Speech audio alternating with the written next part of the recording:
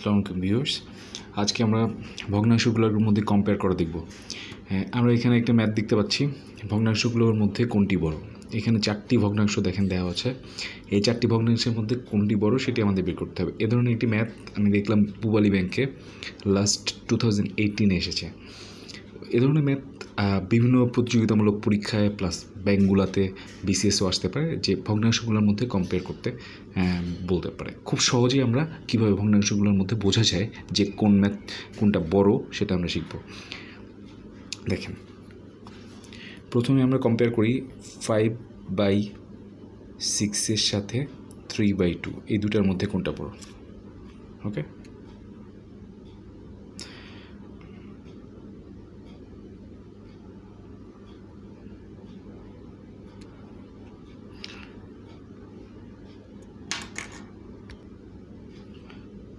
দেখুন আমরা 5/6 সাথে 3/2 এই দুটার মধ্যে কোনটা পড়ব। তো নর্মালি আমরা যেটা করব যে দুটাকে বজ্রগুণন টাইপের করব, এইভাবে উপরে এবং এভাবে উপরে। দেখেন, গুণ করলে একদিকে আসে 5 × 2 আর একদিকে আসতেছে 6 × 3।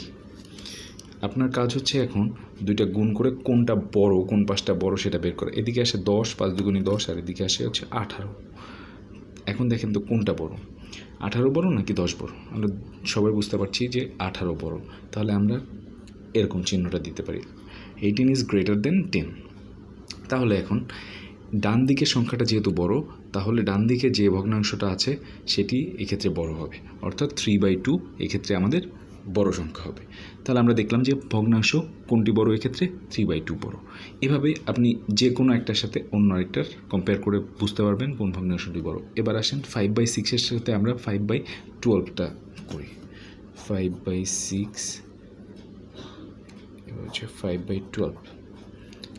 দেখেন আমি আবারও সেভাবে করছি, এদিকে 5 × 12, এদিকে 6 × 5, তার মানে এদিকে আসে 60, এদিকে আসে 30। তাহলে কোনটা বড়? 60 বড়। তাহলে হচ্ছে 5/6 এক্ষেত্রে বড় 5/12 থেকে। তাহলে আমরা খুব সহজভাবে শিখে ফেললাম যে কোন ভগ্নাংশটি বড় সেটি কীভাবে বের করতে হয়। আপনার ভিডিওটি ভালো লাগলে সাবস্ক্রাইব করবেন অবশ্যই। ধন্যবাদ।